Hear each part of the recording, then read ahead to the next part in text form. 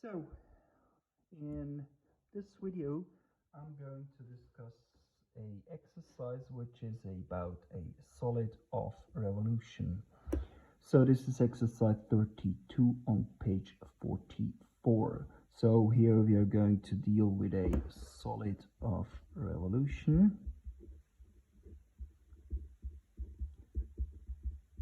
Okay, so the formula for calculating the volume of such a solid is to be found in the script. So let's see, what's the problem? We consider this function here, p of x equals 1 over 6 times x squared. And we consider the point with x coordinate 3. So before we do anything else, well, let us just calculate the y coordinate of that point. Just plug the 3 into the function equation, and then you see y of p equals 1.5. So the point is coordinate 3, 1.5. So what are we doing? Well, the function p, it's normal through this point, and the x-axis encloses an area in the first quadrant, and that area is then rotated about the x-axis to generate a solid of revolution, and we are looking for the volume of that. So, well, before we start with any calculations, it's always a good idea to draw a picture of the situation. So the P looks somehow like this, right? So this is P. Then we have a point, big P, lying on that graph, right? Then we consider the tangent through that point. Then the normal through that point, like this. So this is the normal through point P. And now you see here the normal, the parabola, and the x-axis all together enclose this area here. And this blue area here, I hope the blue is visible, so I hope this area here is rotated about the x-axis. And we are looking for the volume of the resulting solid of revolution. So the problem here is we can't just apply the formula, because this here is not an area just defined by a graph and the x-axis.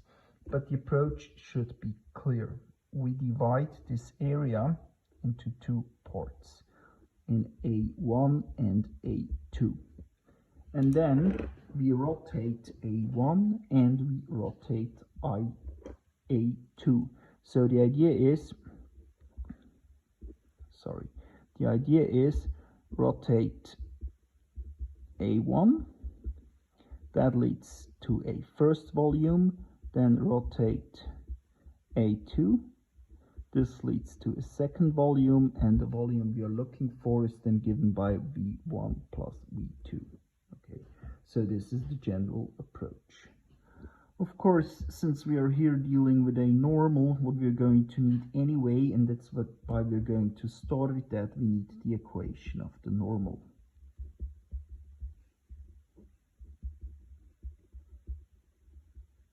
Well, let's see.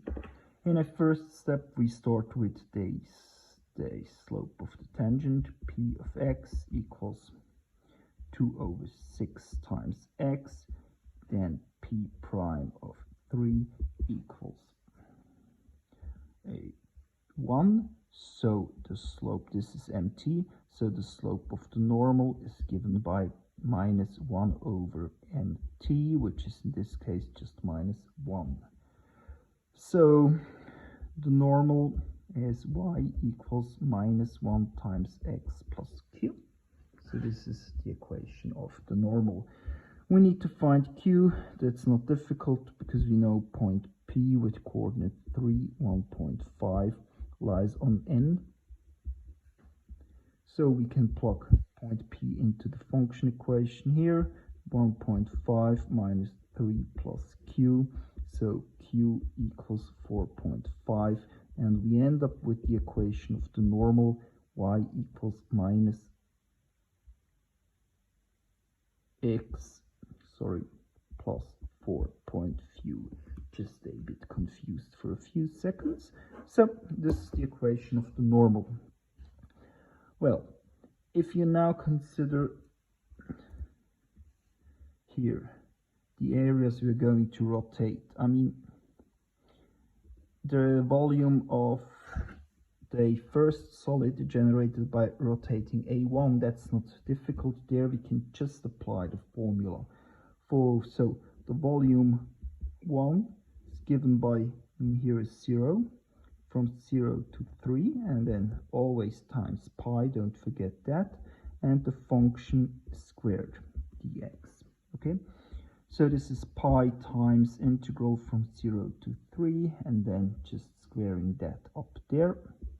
1 over 36 times x to the power of 4 dx, then antiderivative pi times 1 over 36 times, so here plus 1, so x to the power of 5, and then we have to correct with 1 over 5, and this here from 0 to 3.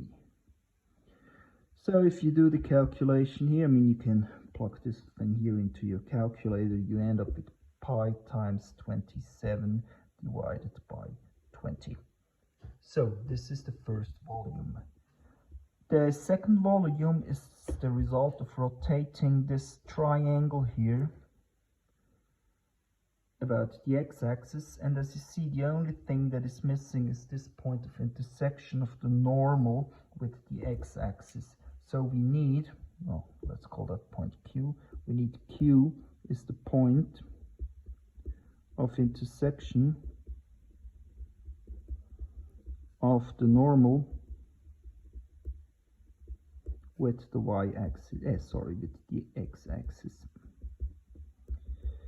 So, however, we already have the equation of the normal that's up there, so we can quickly calculate Q just by setting the equation of the normal equal to 0.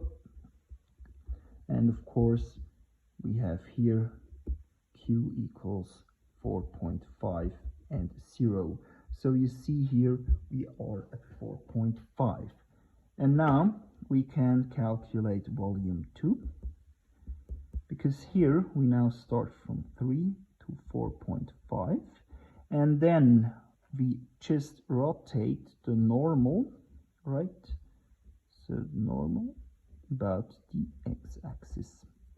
So it's pi times the integral from 3 to 4.5 times, function minus x plus 4.5 taken to the power of 2 dx. So doing the calculation here is x squared minus 9x plus 22.5 dx, just antiderivative, so this is pi times 1 over 3 x to the power of 3 minus 9 over 2 times x squared plus 20.25x, and with 3 up to 4.5. Now we can plug this thing here into the calculator, and we get pi times 9 over 8. And with this, the exercise is done, because V equals V1 plus V2, which equals pi times 2.475. That's it. So have fun.